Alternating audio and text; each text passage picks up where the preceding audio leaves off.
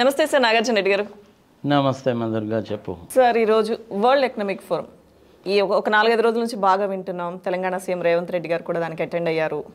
కాబట్టి దాని గురించి తెలుసుకోవాలనుకుంటున్నాం మీ ద్వారా. చెప్పండి, మీకు ఏమేమి విషయాలు కావాలి దాంట్లో? అసలు వరల్డ్ ఎకనామిక్ ఫోరం అంటే ఏంటి సార్? అది ఎప్పుడు ఎస్టాబ్లిష్ చేశారు? ఈ వరల్డ్ ఎకనామిక్ ఫోరం అనేటువంటిది 1971 సంవత్సరంలో స్థాపించారు. ఒక జర్మన్ దీన్ని ఫస్ట్ స్థాపించాడు. అతని పేరేంటో నాకు అంత బాగా గుర్తులేదు. ఎక్కడ నోరు తిరగవు. అప్పారావు సుబ్బారావు అంటూ గుర్తుంటే కానీ వాళ్ళ పేర్లు మనకు తొందరగా నోరు తిరగవు. మొట్టమొదట్లో దాన్ని పెట్టినప్పుడు దాని పేరు యూరోపియన్ ఎకనామిక్ ఫోరం అని ఉండేది. ఆ టైంలో ఏమైందంటే ఇక యూరోప్లో ఉన్నటువంటి దేశాలన్నీ కూడాను సమిష్టిగా ఏర్పడదామన్న ఉద్దేశంతో యూరోపియన్ ఎకనామిక్ కమిషన్ అని ఒక మొత్తం 27-28 దేశాలు కలిపి ఒకటే దేశం కింద ఒకటే రకమైన కరెన్సీ సంగతి సంవత్సరం అనేటువంటి ప్రపోజల్స్ వచ్చినప్పుడు ఇది స్థాపించారు. అప్పుడు ఇనిషియల్గా 450 మంది రాజ్యాధినేతలతోటి, కార్పొరేట్ బాడీస్ తోటి, సొసైటీలో ఉండేటువంటి పెద్ద మనుషులు అనబడేటువంటి వాళ్ళందరితోటి ఒక మీటింగ్ అరేంజ్ చేశాడనమాట. అది దానికి బిగినింగ్ 1971. అంటే ఇంచుమించుగా 54 సంవత్సరాలు అయిపోయినట్టుగా కదా సార్. ఇప్పుడు జరుగుతున్నటువంటి వరల్డ్ ఎకనామిక్ ఫోరం మీటింగ్ అనేటువంటిది 54వ meeting. Majority of the times అన్నీ కూడాను ఈ మీటింగ్స్ అన్నీ కూడాను దావోస్లోనే పెడతారు. ఓకే. స్విట్జర్లాండ్లో అనమాట వాతావరణం. ఆల్ప్స్ పర్వత శ్రేణి దగ్గర పెడతారనమాట. దావోస్ అనేది విలేజ్, అక్కడ పెడతారు. వీళ్ళకి ఆఫీస్ మనకి ఇండియాలో కూడా బాంబేలో ఉందమ్మా. ఒక చిన్న ఆఫీస్ ఉంది వీళ్ళకి కూడా. సో ఇది దీనికి సంబంధించినటువంటి పుట్టుపూర్వోత్తరాలు. ఈ మీటింగ్ సంవత్సరానికి ఒక్కసారి మాత్రమే జరుగుతుంది. ఈ మీటింగ్కి ఎవరెవరు అటెండ్ అవుతారు అంటే ప్రపంచాధినేతలు, presidents, prime ministers, ministers, reserve bank of India మనం ఏదైతే అంటున్నామో దానికి సంబంధించిన గవర్నర్స్, సెక్రటరీస్, ఫైనాన్స్ అటెండ్ అవుతారు. మిలిటరీ అఫీషియల్స్ అటెండ్ అవుతారు. బిల్ గేట్స్ లాంటి వాళ్ళు అటెండ్ అవుతారు. మన ఇన్ఫోసిస్ నారాయణ మూర్తి, రతన్ టాటా, ముఖేష్ అంబానీ ఇలాంటి వాళ్ళు కంపెనీస్ తరఫున అటెండ్ అవుతారు. నాలాంటి ఇండివిజువల్స్ కూడా అటెండ్ కావచ్చు. అఫ్కోర్స్ నాకు అంత సీన్ లేదనుకో, ఎందుకంటే అది చాలా కాస్ట్లీ ఎఫైర్. అది ఆ కాస్ట్ అయిందనే సంగతి తర్వాత చెప్పుకుందాం. వాళ్ళందరూ అక్కడ కూర్చొని ఒక 30-40 ప్యానల్స్ ఉంటాయమ్మా, డిస్కషన్ ప్యానల్స్ ఉంటాయన్నమాట. అంటే వరల్డ్ ఎకానమిక్స్ మీద, రెసిషన్ మీద, ప్రైసెస్ పెరగడాన్ని గురించి, గ్లోబల్ ఎకానమీని గురించి, యుద్ధాల గురించి, ఆయుధాల గురించి, health, education, space technologies, artificial intelligence, వ్యవసాయము, వ్యవసాయ రంగము, ఇట్లాంటి వాటన్నింటినీ చాలా టాపిక్స్ని గురించి ప్యానల్స్ ఉంటాయి, ప్యానల్ డిస్కషన్స్ ఉంటాయి. ఎక్స్పర్ట్స్ వచ్చి డిస్కస్ చేస్తారనమాట. అక్కడ ఫైనల్గా వాళ్ళ డిస్కషన్ అవుట్కమ్ అయిందనేది ఒక రిజల్యూషన్ రూపంలో రాస్తారు. ఆ రిజల్యూషన్స్ అన్నీ కన్సాలిడేట్ చేసి పబ్లిష్ చేస్తారు ఈ మీటింగ్ అయిపోయిన తర్వాత. ఇప్పుడు ఈ మీటింగ్ అనేటువంటిది ఈ నెల 15వ తారీఖు దగ్గర నుంచి 19వ తారీఖు వరకు పెట్టారు. జనరల్గా 3-4 డేస్ కంటే ఎక్కువ ఉండదు. అది అందరికీ అకామిడేట్ చేయాలి కదా, అందుకనేసి. అదేమో ఒక చిన్న ఊరు, తిప్పి కొట్టి ఏంటంటే ఒక 3-4 లక్షలు, ఒక 3-4 వేలు, ఒక 5-6 వేలు పాపులేషన్ ఉండేటువంటి ఒక విలేజ్ అనమాట ఇది. మరి ఇంతమందిని అకామిడేట్ చేయాలి కదా. జనరల్గా ఎప్పుడు కూడాను జనవరి, ఫిబ్రవరి మంత్స్లోనే జరుగుతుంది. ఆ టైంలో ఏంటంటే మంచు కూడా బాగా పడుతూ ఉంటుంది.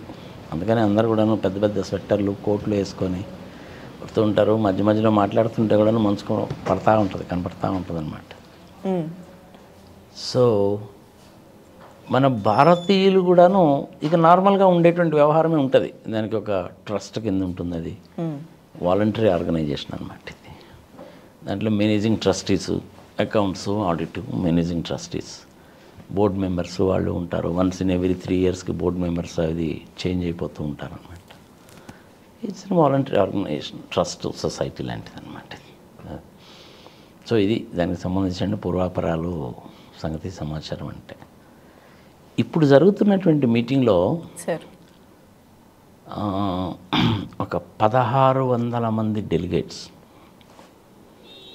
ఒక 300 మంది మీలాంటి వాళ్ళు నాలాంటి వాళ్ళు కాకపోయినప్పటికీ సొసైటీలో పేరు ప్రఖ్యాతలు ఉండి ఒక పర్టికులర్ ఫీల్డ్లో ఎక్స్పర్టిజం ఉన్నటువంటి వాళ్ళు ఒక 300 మంది అటెండ్ అవుతున్నారు.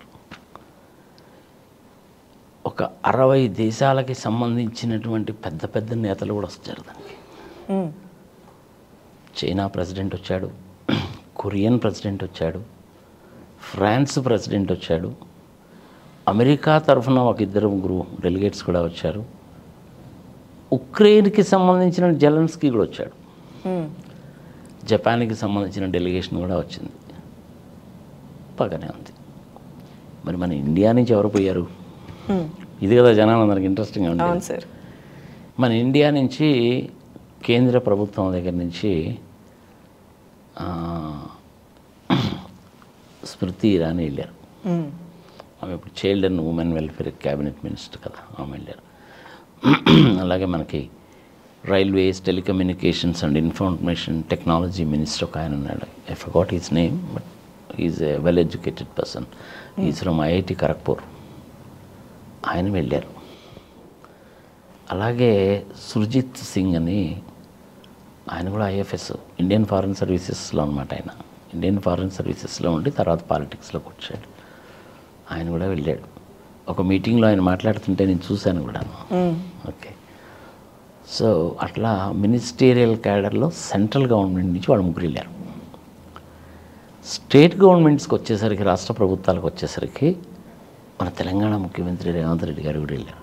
ఫస్ట్ టైం 4 రోజుల కిందనే కదా ప్రమాణ స్వీకారం చేశాడు. ఆయన కూడా వెళ్ళారు. మహారాష్ట్ర ముఖ్యమంత్రి వచ్చారు, కర్ణాటక ముఖ్యమంత్రి సిద్ధరామయ్య వచ్చారు. మిగిలిన రాష్ట్ర ప్రభుత్వాలకి సంబంధించిన సెక్రటరీస్ని, డెలిగేట్స్ని పంపించారు. మన హైదరాబాద్లో ఎగ్జిబిషన్ గ్రౌండ్స్లో ఎగ్జిబిషన్ పెట్టుకున్నట్టే వీళ్ళు కూడా అక్కడ స్టాల్స్ పెట్టుకుంటారు. మరి వీళ్ళు కాకుండా ఇండస్ట్రియలిస్టులు కూడా వెళ్తారని చెప్పుకున్నాగా. మరి ఎవరెవరు వెళ్ళారు ఇండస్ట్రియలిస్టులు? విప్రోకి సంబంధించిన ప్రేమ్జీ గారు వెళ్ళారు. బజాజ్ గ్రూప్ ఆఫ్ కంపెనీ నుంచి సంజయ్ బజాజ్ వెళ్ళాడు, రాహుల్ బజాజ్ గారి సన్. ఇన్ఫోసిస్ వాళ్ళు కూడా స్టాల్ పెట్టారు. టీసీఎస్ వాళ్ళ తరఫున, టాటా గ్రూప్ తరఫున చంద్రశేఖరన్ గారు వెళ్ళారు. మన ఆధార్ కార్డులు ఉన్నాయా? ఆధార్ కార్డుల సృష్టికర్త ఎవరు? నిఖిలాని, ఆయన కూడా వెళ్ళాడు. ఆదిత్య కుమార్ మంగళం బిర్లా వెళ్ళారు. మన ఇండియన్ సంతతికి చెందినటువంటి వాళ్ళు అమెరికాలో బాగా సెటిల్ అయినటువంటి ఇందిరా నూరి కూడా వచ్చారు. కోకోకోలాగా చీఫ్ కదా ఆమె, ఆమె కూడా వచ్చారు. అట్లా యూఎస్ నుంచి కూడా పెద్ద డెలిగేషన్ వచ్చిందనమాట. సరే, ఇప్పుడు మనకు అన్నిటికంటే ఇంట్రెస్టింగ్ థింగ్ ఏంటంటే మన రేవంత్ రెడ్డి గారు ఏం మాట్లాడారు? అవును సార్, ఇది కదా, ఇదే చర్చ జరుగుతుంది కదా సార్. దావోస్ పర్యటన సీఎం రేవంత్ రెడ్డి గారు వెళ్ళారు. అవును, ఆయనకు ఉన్నటువంటి కెపాసిటీలో, కేపబిలిటీలో హిందీలో, ఇంగ్లీష్లో రీజనబుల్గానే మాట్లాడాడు. తెలంగాణ రాష్ట్రంలో ఫార్మాస్యూటికల్ ఇండస్ట్రీకి, టెక్స్టైల్స్కి, సాఫ్ట్వేర్ ఇండస్ట్రీస్కి మంచి అవకాశాలు ఉన్నాయి, మీరు మా రాష్ట్రానికి వచ్చి పరిశ్రమలు పెట్టుకోండి అని ప్రపంచవ్యాప్తంగా వచ్చినటువంటి ఒక 70 మందితో మాట్లాడాలి అని అంతా కూడా సెటప్ చేసుకొని వెళ్ళారు. అక్కడ వ్యవహారం ఎలా ఉంటుందంటే, ఫ్రాన్స్ నుంచి ఎవరన్నా ఒక ఇండస్ట్రియలిస్ట్ వచ్చాడనుకోమ్మా, అతనితోటి ఏ టైంలో మాట్లాడాలి, ఏ కాన్ఫరెన్స్ రూమ్లో మాట్లాడాలి, ఎన్ని నిమిషాలు మాట్లాడాలి అనేది వెల్ డిసైడెడ్ అనమాట. అది ఓకే, వాడు 3 గంటల 5 నిమిషాల నుంచి 3 గంటల 15 నిమిషాల వరకు మధ్యాహ్నము అనేసి అంటే మన ముఖ్యమంత్రి గారు వెళ్ళాలి. అట్లా అంత స్ట్రింజెస్ట్ మెయింటెనెన్స్ చేస్తారన్నమాట, ఉంటాయి. మరి ఆయన అట్లా మాట్లాడినటువంటి సందర్భాలు ఉన్నాయి. ఆయన అలా రోడ్డు మీద నడుస్తూ ఉంటే ఆ ఇండియా టుడేకి సంబంధించినటువంటి ఆయన మైక్ పట్టుకొని, ఈయన కూడా మైక్ పట్టుకొని, మధ్యలో స్వెటర్ సరిపోదని కోట్ వేసుకొని, ఆయనతో పాటు మన ఐటీ మినిస్టర్ శ్రీధర్ బాబు కూడా వెళ్ళాడు. Sridhar Babu is a very intelligent guy, is a fit person for information technology, no doubt about that. సరే, ఇక సెక్రటరీస్ వాళ్ళు వెళ్తారు. మన ఆర్బీఐ గవర్నర్ కూడా వెళ్ళాడమ్మా ఈసారి. అంటే being a head of the finance department కాబట్టి ఆయన కూడా వెళ్ళాడు, తప్పులేదు, డెలిగేషన్లో ఉంటారు. వీళ్ళందరికీ అయ్యేటువంటి అనా పైసలతో సహా ఖర్చు అంట కేంద్ర ప్రభుత్వం నుంచి వెళ్తే కేంద్ర ప్రభుత్వం వాళ్ళు, రాష్ట్ర ప్రభుత్వం తరఫు నుంచి వెళ్తే రాష్ట్ర ప్రభుత్వం పెట్టుకుంటుంది. ఇది ఖర్చుకు సంబంధించినటువంటిది. ఆయన రేవంత్ రెడ్డి గారు అలా నడుస్తూ ఉన్నప్పుడు అసలు ఈయన ఏం మాట్లాడతాడు ఏమిటని నేను కూడా కొంచెం నిశ్చితంగానే పరిశీలించాను. పరిశీలిస్తున్నప్పుడు ఏంటంటే స్టాండర్డ్ చార్టర్డ్ బ్యాంక్ వాళ్ళ స్టాల్ కనపడింది, ఇన్ఫోసిస్ వాళ్ళ స్టాల్ కూడా కనపడింది. ఓకే. సో అవి రెండు మాత్రమే నేను క్లియర్గా చూడగలిగాను. నేను చక్కగానే మాట్లాడాడు, హిందీలోనూ ఇంగ్లీష్లో కూడా మాట్లాడాడు. ఎందుకంటే యాంకర్కి కూడా హిందీ ఇంగ్లీష్ రెండో వచ్చు కాబట్టి మీకులాగే మాట్లాడాడు. ఆ నడుస్తూ మాట్లాడుతున్నప్పుడు అది కనపడింది అనమాట. ఈ వరల్డ్ ఎకనామిక్ ఫోరంకి ప్రెసిడెంట్ ఎవరైతే ఉన్నారో సార్ ఆయనతో కూడా మీటింగ్ పెట్టాడు.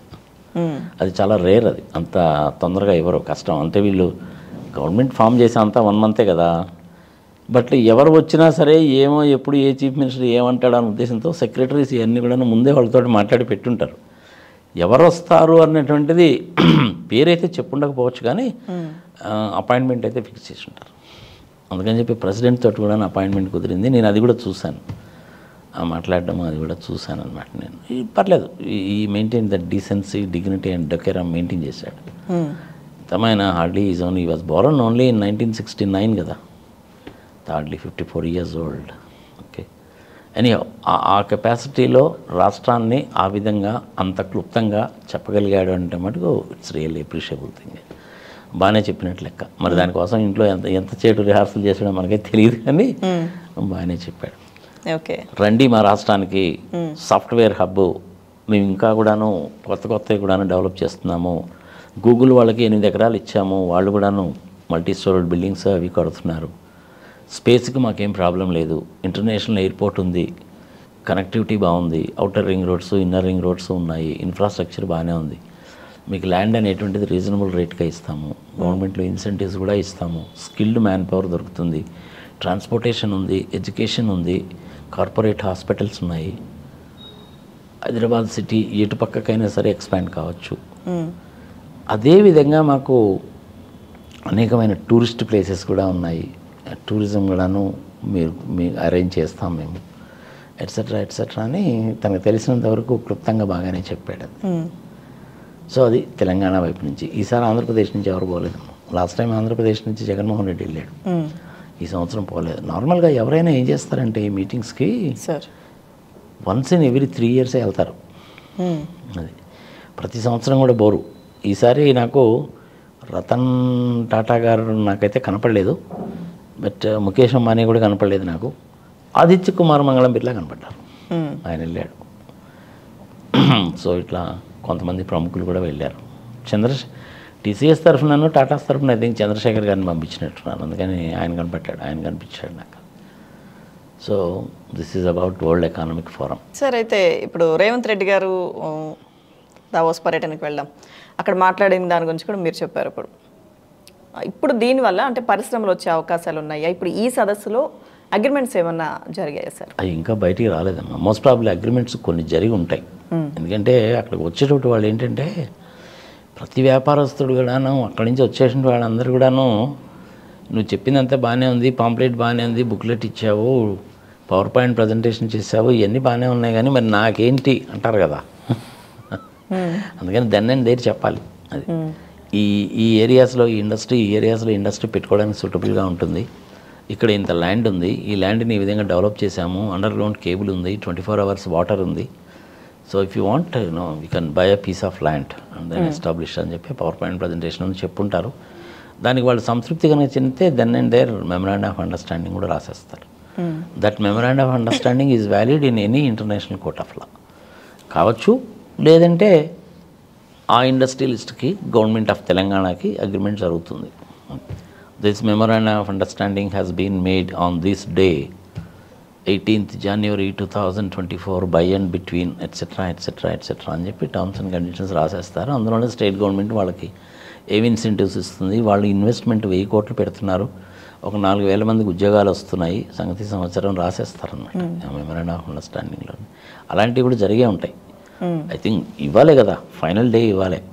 అందుకని మోస్ట్ ప్రాబ్లీ జరిగి ఉంటే కనుక మోస్ట్ ప్రాబ్లీ రేపు కానీ మనకి క్లియర్గా తెలియదు అది ఎన్ని లక్షల కోట్ల ఇన్వెస్ట్మెంట్కి వస్తుంది, అవన్నీ కూడాను గ్రౌండ్ అయ్యి ఎంత ఇన్వెస్ట్మెంట్ అవుతుంది, ఎంతమందికి ఎంప్లాయ్మెంట్ వస్తుందని కొంతకాలం పోతే కానీ మనకు తెలియదు. ఐ థింక్ ఇంకొక 3-4 monthsలో కానీ మనకు అది తెలియదు.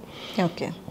సార్ మీరైతే సిఏఏ కానీ లేకపోతే ఈ నాస్కామ్ కానీ చాలా ఇట్లాంటి మీటింగ్స్కి మీరు అటెండ్ అయ్యారు. ఇందాక మీరు మాట్లాడుతూ వరల్డ్ ఎకనామిక్ ఫోరం ఈ మీటింగ్కి అటెండ్ అవ్వడానికి చాలా ఖర్చు అవుతుంది ఏదో చెప్పారు. ఎలా సార్ ఇది? దాని గురించి చెప్పండి, తర్వాత మాట్లాడదాం అన్నారు కదా. ఇప్పుడు సిఐఏ మీటింగ్ అంటే యాన్యువల్ జనరల్ మీటింగ్ సంవత్సరానికి ఒకసారి జరుగుతుంది. మధ్య మధ్యలో కూడా మీటింగ్స్ పెడుతూ ఉంటారు. అదే energy, textiles, pharma, auto, tourism, hospitality, education, so on and so fourth. ఇవి ఏంటంటే 1-2 సిటీస్లో పెడతారు. ఒకసారి ఆన్లైన్లో కూడా ఉంటుంది.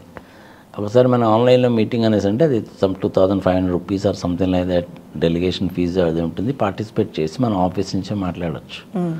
ఒకసారి ఫిజికల్గా కూడా వెళ్తాం. నేను ఒక 4-5 మీటింగ్స్ అటెండ్ అయి ఉంటాను. ఒకసారి బెంగళూరులో పెట్టింది, ఒకసారి బాంబేలో పెట్టింది, ఒకసారి ఢిల్లీలో పెట్టింది, అటెండ్ అయినది. 5000 రూపీస్ అండ్ అవుట్ ఫీజు ఉంటుంది, ప్లస్ మన ఎక్స్పెన్సెస్ ఉంటాయి దానికి. అదండి, ఇదంటే చాలామంది మనుషులతోనే కలవడానికి అనేటువంటిది కుదురుతుందన్నమాట. Let me wait and then show you a pic. Okay sir. ఇందులో ఉంది చూడమ్మా అది sir. Okay. Rahul Bajaj, okay. CII annual general meeting New Delhi. Okay. 2012లో ఇది. 2012. అప్పుడు ఆయన బతికే ఉన్నారు. ఆయన చూడైనా మనిషి చూడు ఎంత సింపుల్గా ఉంటాడు. వాళ్ళు అలాగే ఉంటారు. మన ఆంధ్రప్రదేశ్లోనూ తెలంగాణలో ఏంటంటే ఎంపీ గారు వస్తున్నారంటే ఎంపీ గారు వస్తున్నారు, ఎంపీ గారు వస్తున్నారు, ఎంపీ పక్కన ఎంపీ గారు వస్తున్నారు, ఎంపీ ఎంత అడావుడు చేస్తారు. సిఐఐ మీటింగ్లో Rahul Bajaj is not a small man, హమారా బజాజ్ కదా. చూడు ఆయన ఎంత సింపుల్గా ఉన్నాడు. నేను ఆయన ఒకే టేబుల్ మీద కూర్చున్నాం. అదేవిధంగా I will show you another person, Ahluwalia. Okay. ఇంతకుముందు మనకు ప్లానింగ్ కమిషన్ ఉండేది కదా. ప్లానింగ్ కమిషన్కి డిప్యూటీ చైర్మన్. ప్లానింగ్ కమిషన్కి ఎప్పుడు కూడాను చైర్మన్ ప్రైమ్ మినిస్టర్ ఉంటాడు. ఈయన డిప్యూటీ ప్రైమ్ మినిస్టర్ అన్నమాట, డిప్యూటీ చైర్మన్. ఎక్సలెంట్ పర్సనాలిటీ ఆయన. ఆయన కూడా వచ్చాడు ఒక మీటింగ్కి. సరే, ఈ రెండు అయితే నీకు చాలు కదా. ఇట్లాంటివి చాలా ఉన్నాయనుకో, different thing. Any to be on the safe side ఇంకోటి కూడా చూపిస్తాను నేను మీకు. ఈమె కూడా ఒకసారి ఒక మీటింగ్ వచ్చింది. ఈమె ఎవరో తెలుసా?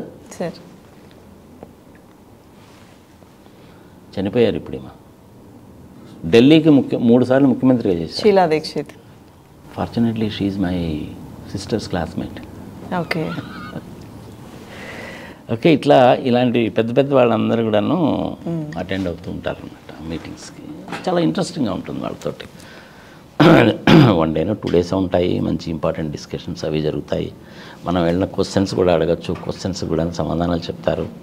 ఆ మైక్ మన దగ్గరికి పట్టుకొస్తారు, మనమే చెప్పొచ్చు అనమాట. ఎవరినైతే అడ్రస్ చేస్తున్నారో వాళ్ళని చెప్పొచ్చు. నేను ఒకసారి ఒక సిఐ మీటింగ్కి వెళ్ళినప్పుడు, అప్పుడు మన ఆంధ్రప్రదేశ్కి ఆయన పేరేంటో టక్మని గుర్తు రావట్లేదు, ఆయన చీఫ్ మినిస్టర్గా ఉన్నారు. రాజశేఖర రెడ్డి గారు చనిపోయిన తర్వాత రోసయ్య గారు చనిపోయిన తర్వాత కిరణ్ కుమార్ రెడ్డి గారు వచ్చారు. ఒకసారి ఒక సిఐ మీటింగ్ కిరణ్ కుమార్ రెడ్డి గారు కూడా వచ్చారు. అది క్వైట్ న్యాచురల్, వస్తూ ఉంటాడు. సో ఇది సిఐఐ అండ్ నాస్కామ్ సంబంధించిన మీటింగ్స్. ఓకే. మరి ఇప్పుడు దావోస్ మీటింగ్కి అనేసి అంటే it's very costly affair. World economic ఫోరంది. ఒక మెంబర్గా నేను కనుక అటెండ్ కనుక కావాలంటే ఫస్ట్ నేను మెంబర్షిప్ తీసుకోవాలి. పర్మనెంట్ మెంబర్షిప్ లాగా అనమాట అది. That it self will cost around $70,000.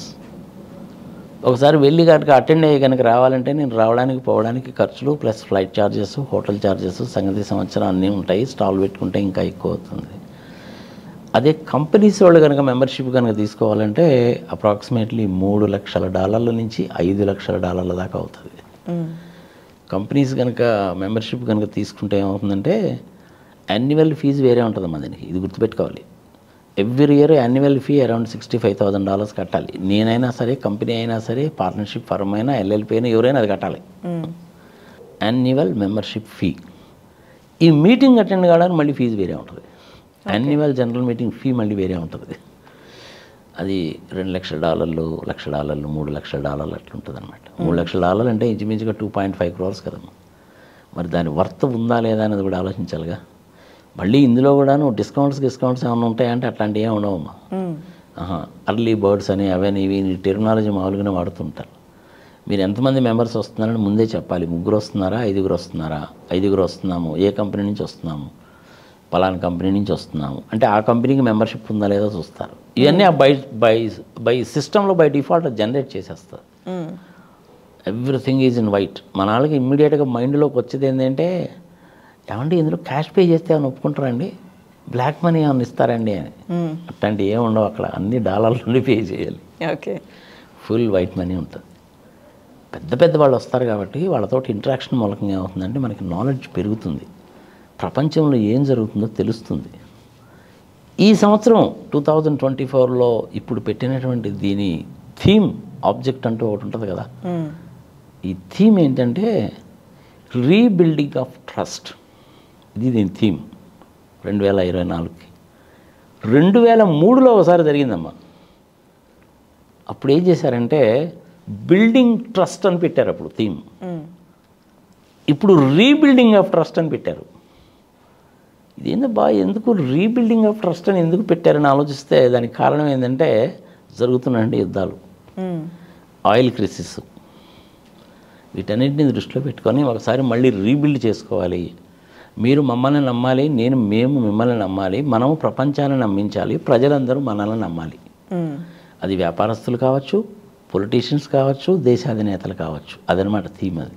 Okay. దాంతో అది రీబిల్డింగ్ ట్రస్ట్ అని థీమ్ కింద పెట్టారు. ఇందులో energy, climate change, food security, peace, ఇట్లాంటి వాటి అన్నిటిని గురించి కూడా సెషన్స్ కండక్ట్ చేస్తారనమాట. ఈ 4 రోజుల్లో జరిగినటువంటిది అది.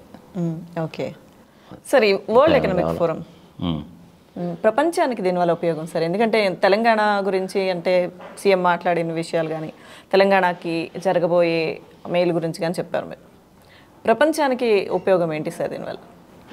ఫర్ ఎగ్జాంపుల్ ఇప్పుడు చైనా నుంచి జింగ్పింగ్ గారు వచ్చారు కదా సార్. ఇప్పుడు ఆ చైనా వాళ్ళకి, అమెరికా వాళ్ళకి, చైనా ప్లస్ సోవియట్ రష్యా, యుక్రెయిన్తో సోవియట్ రష్యాకి యుద్ధము, అక్కడేమో ఇజ్రాయిల్ హమాస్ వాళ్ళు కొట్టుకోవడము, ఇవన్నీ చూస్తూనే ఉన్నాం మనం. మొన్న ఈ మధ్య 2-3 రోజుల దగ్గర నుంచి ఈ ఇరాన్ వాళ్ళు పాకిస్తాన్ వాళ్ళ మీద దాడి చేయడము, పాకిస్తాన్ వాళ్ళు దాన్ని రిటాలిటేట్ చేయడం కూడా చూస్తూనే ఉన్నాం కదా 2 రోజుల న్యూస్ దగ్గర నుంచి. ఈ మీటింగ్ జరుగుతున్నప్పుడే జరిగింది అది. ఇలాంటి వాటి గురించి కూడా డిస్కస్ చేస్తారు. అసలు మీకు యుద్ధం ఎందుకు వచ్చింది, రావడానికి కారణం ఏంది, భూతగాదాల మూలకంగా వచ్చినాయా, ఒక పర్టికులర్ నది అనేటువంటిది మీరు 2 దేశాల్లో నుంచి పోతుంటే ఈ నదీ జలాల పంపకాన్ని గురించి తగాద వచ్చిందా, ఎక్కడ మీకు తగాదాలు వచ్చినాయి అనేటువంటి వాటిని గురించి కూడా డిస్కస్ చేస్తారు. ఇప్పుడు ఈ మీటింగ్ మూలకంగా సోవియట్ రష్యా కన్నా ఉక్రెయిన్కి మధ్య జరిగే యుద్ధం ఆగిపోయింది అనుకోండి, ప్రపంచానికి మంచిదేనా కాదా? అవును సార్. అలాగే ఇజ్రాయెల్ పలస్తీనియా మధ్య జరుగుతున్నటువంటి యుద్ధము ప్లస్ హమాస్ వాళ్ళు చేస్తున్నటువంటి దాడులు ఆగిపోయి ప్రపంచం శాంతియుతంగా ఉందనుకో, మంచిదేగా? అవునా? అవును సార్. అదేవిధంగా చైనీస్ ప్రెసిడెంట్ అటెండ్ అయ్యాడు. ఆయన కూడాను బయటకు వచ్చి ఇండియా వాళ్ళకి మాకు ఎటువంటి శత్రుత్వము లేదు, ఆ సైచిన్ గ్లేసియర్ దగ్గర అక్కడ ఇక్కడ ఇదిగో గల్వాన్ 0.4 0.8 దగ్గర ఉంది, మా తయారు చేసిన వస్తువుల్ని బంగాళాఖాతంలోకి వచ్చి, హిందూ మహాసముద్రంలోకి వచ్చి, అరేబియా సముద్రంలోకి వెళ్ళి సూయజ్ కెనాల్ ద్వారా యూరోప్కి పంపించి అమ్మాలంటే మాకు కష్టంగానే ఉంది, దాని మూలంగా కాస్ట్ పెరుగుతుంది, యూరోప్లో ఉండేటువంటి అన్ని దేశాలకి నష్టమే. ఇండియా కనుక ముందుకు వచ్చి ఈ చికెన్ నెక్ అంటారు దాన్ని, చిన్న బిట్ ఉంటుంది అనమాట, ఆ బిట్లో నుంచి పోవాలన్నమాట, అది ఓల్డ్ సిల్క్ రూట్ అది. మాకు ఇండియాకి ఎటువంటి తగాదా లేదు, ఈ భూమి అనేటువంటిది క్లియర్గా ఎన్మార్క్ చేసుకుంటున్నాము, ఇచ్చిపుచ్చుకునే ధోరణిలో పోతాము, మాకు ఎటువంటి అభ్యంతరము లేదు. కానీ ఇటు పక్క నుంచి రోడ్డు మార్గము, రైలు మార్గము వేయడానికి కనుక చేసినట్లయితే అది ఇండియాకి లాభమే, మాకు లాభమే, యూరోపియాలో ఉండే కంట్రీస్కి లాభమే, వాణిజ్య వ్యాపారాలకి లాభమే, కల్చరల్ ఎక్స్చేంజెస్, ఎడ్యుకేషనల్ ఎక్స్చేంజెస్ అన్నీ ఉంటాయి అని చైనా ప్రెసిడెంట్ వచ్చాడు కాబట్టి ఆ మీటింగ్లో మన ఇండియా నుంచి డెలిగేషన్ వెళ్ళింది కాబట్టి వాళ్ళ ద్వారా ఆ సందేశాన్ని కనుక మన ప్రైమ్ మినిస్టర్ గారికి కనుక చేరవేశాడు అనుకో, ఉపయోగమేగా. లాస్ట్ టైం జింగ్పింగ్ గారు వచ్చి వెళ్ళారు కదా మహాబలిపురంలో, ఇద్దరు ఉయ్యాల్లో కూర్చొని ఊగారు కదా. అనేది అంత తొందరగా తేలుతుందా తేలదా అంటే ప్రతి సమస్యకు కూడా ఏదో ఒక సొల్యూషన్ అంటూ ఉంటుంది, అందులో సందేహం లేదు. వాళ్ళ రోడ్ బెల్ట్ ఇనిషియేటివ్ని కనుక కంప్లీట్గా కనుక చేస్తే అది వాళ్ళకి ఉపయోగమే, మనకి ఉపయోగమే, యూరోపియన్ కంట్రీస్కి ఉపయోగమే. అలాంటప్పుడు ఏం చేయాలి, యూరోపియన్ కంట్రీస్ వాళ్ళని కూడా ఇన్వాల్వ్ చేయాలి. కానీ బ్రిటిష్ వాళ్ళ పద్ధతి ఎప్పుడు ఎట్లా ఉంటుంది, ఇద్దరు కొట్టుకుంటూ ఉండాలి, మధ్యలో తమాషా చూస్తూ ఉండాలి, 2 దేశాలు కొట్టుకుంటూ ఉండాలి, వాళ్ళ ఆయుధాలు అమ్ముకొని బతకాలి. ఆ యాటిట్యూడ్ పోవాలి. ఆ యాటిట్యూడ్ పోవాలంటే ఇలాంటి మీటింగ్స్లోనే అలాంటి డెసిషన్స్ వస్తాయి. చూద్దాం మరి ఏం జరుగుతుందో. అది డోక్లాం అంటారు దాన్ని, ఆ ప్లేస్ని. అది ఆ డోక్లాం దగ్గర ప్రాబ్లం వస్తుంది. ఆ డోక్లాంని టచ్ అయ్యి చైనా వాళ్ళు రోడ్లు వేసుకొని రైలు మార్గం వేసుకొని పోతే కానీ యూరోప్లోకి వెళ్ళలేరు. అందులో మన భూభాగం ఉంది, వాళ్ళ భూభాగం ఉంది. వాళ్ళ భూభాగంలో నుంచి చేసుకుంటే కుదిరేటట్లేదు, మన భూభాగంలో నుంచే వెళ్ళాలి. అంటే మనం పర్మిషన్ ఇవ్వాలి కదా. మనం పర్మిషన్ ఎప్పుడు ఇస్తాము? నువ్వు నాతోటి ఫ్రెండ్లీగా అనుకుంటే నేను పర్మిషన్ ఇస్తాను. నీ లారీలు, ట్రైన్లు, బస్సులు అన్నీ కూడా ఆ రూట్లో నుంచి వెళ్ళడానికి నేను పర్మిషన్ ఇస్తాను. నువ్వు కట్టుకునేదేదో నువ్వు కట్టుకో, నేను కట్టుకునేదేదో నేను కట్టుకుంటాను. భూమి మీద నీకు అధికారం లేదు. భూమిలో నుంచి ఎంటర్ కావడానికి నేను నీకు పర్మిషన్ ఇస్తాను. కానీ సత్యాన్ గ్లేసియర్ వ్యవహారం ఏంటో తెలుసు నువ్వు. టిబెట్ని అయితే నువ్వు ఆల్రెడీ ఆక్యుపై చేసేసుకున్నావు కదా. మీరు దానికి కూడా పెద్ద అబ్జెక్షన్ ఏంటో ఏం పెట్టలేదు కదా. ఇప్పుడు నువ్వు చైనా నుంచి ఏకంగా 1100 కిలోమీటర్లు రైలు మార్గం కూడా వేసుకుంటున్నావు కదా. నీ పని ఏదో నువ్వు చేసుకుంటూ పోతున్నావు కదా. నీకు నాకు శత్రుత్వం ఎందుకు? ఇద్దరిది కూడా నువ్వు ఓల్డెస్ట్ కల్చర్సే కదా ఉన్నాయి. నీ కల్చర్ నీకుంది, నా కల్చర్ నాకుంది. మా దేశంలో హిందూ మతంలో నుంచి పుట్టిన బౌద్ధ మతమే కదా మీ దేశంలో ఉంది. నాకంటే నువ్వు ఎకనామికల్గా బాగానే ఉన్నావుగా. నువ్వు బతుకు, నేను బతుకుతాను, ప్రపంచాన్ని బతికిద్దాం. ఈ పాయింట్ నెంబర్ 4, పాయింట్ నెంబర్ 8 ఏంటో తెలుసు. ఆ కైలాస పర్వతం దగ్గర నేను కనుక వెళ్ళాలంటే మానస సరోవరానికి చైనాలో నుంచి పోవాలి. నాకు ఫ్రీ పర్మిషన్ ఇవ్వి. సరే, మధ్యలో మన సుబ్రహ్మణ్య స్వామి గారు ఉన్నారు కదా. సుబ్రహ్మణ్య స్వామి గారికి చైనీస్ లాంగ్వేజ్ కూడా వచ్చమ్మా. సుబ్రహ్మణ్య స్వామి గారిని సందర్భం ఎందుకు చెప్పాల్సి వస్తుందంటే, ప్రొఫెసర్ సుబ్రహ్మణ్య స్వామి హార్వర్డ్లో ఎకనామిక్స్లో PhD ఆయన 26 సంవత్సరాలు PhD చేశాడు ఆయన. మన ప్రపంచంలో చాలా ఇట్స్ గ్రేట్ థింగ్. ఆయన చైనీస్ లాంగ్వేజ్ కూడా నేర్చుకున్నాడు. ఎట్లా నేర్చుకున్నాడో తెలుసా? ఆయన చాలా విచిత్రంగా ఉండదు ఆ వ్యవహారం కానీ చెప్తే. ఆయన ప్రేమించినటువంటి అమ్మాయి పార్సీ, ఈయనేమో తమిళ బ్రాహ్మడు. అదే పరంగా ఎంటపడుతుంటే, నువ్వు 3 నెలల్లో చైనా భాష చదవడమో, మాట్లాడడమో, రాయడం నేర్చుకుంటే నేను పెళ్లి చేసుకుంటానన్నదంట. నేర్చుకున్నాడు. ఏం చేస్తుంది అమ్మాయి? వచ్చినట్టు చేసుకోవాల్సి వచ్చింది.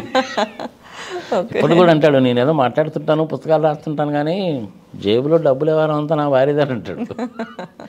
86 ఏళ్ళ పెద్ద మనిషి. Is a nice gentlemen. ఎవరిని వదిలిపెట్టాడు. జైలుడితేనే జైలుకు పంపించడానికి ఆయనే కారణం. అట్లాంటి కేసులన్నీ చాలా చేశాడు. ఇప్పుడు TTDB వాళ్ళు మన ABN రాధాకృష్ణమూర్తి మీద 100 కోట్ల రూపాయలు పరువు నష్టం దావా వేశారు. దానికి కూడా ఈయన కారణభూతుడు. ఆ 100 కోట్ల రూపాయలు పరువు నష్టం దావా వేయాలంటే నువ్వు కోర్టు ఫీజు 1 crore కట్టాలి. ఆ 1 crore TTD వాళ్ళు కట్టారు. కేసు డిసైడ్ అయిపోయింది. జడ్జిమెంట్ బయటికి రాలా. ఇన్నాళ్ళు ఏదో జడ్జిమెంట్ బయటికి రాకుండా మేనేజ్ చేస్తున్నాడు ABN రాధాకృష్ణమూర్తి. ఈయనేమో పేపర్లో అదే పనిగా, టీవీ ఛానల్స్లో అదే పని నీతులు చెప్తాడు. చేసిందేమో అక్కడ TTD దేవస్థానంలో మాదరి చేతి పని. ఆ కేసు కూడా సుబ్రహ్మణ్య స్వామి గారు డీల్ చేశాడు.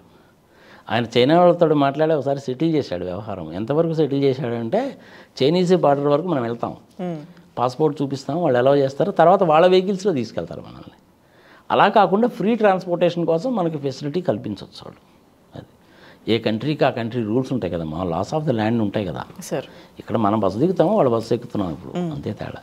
ఇక్కడ మన బార్డర్లో ఉండే బస్సులు మన వాళ్ళు చూసుకుంటారు, వాళ్ళు మళ్ళీ మనం శుభ్రంగా చూపించి మళ్ళీ తీసుకొస్తారు.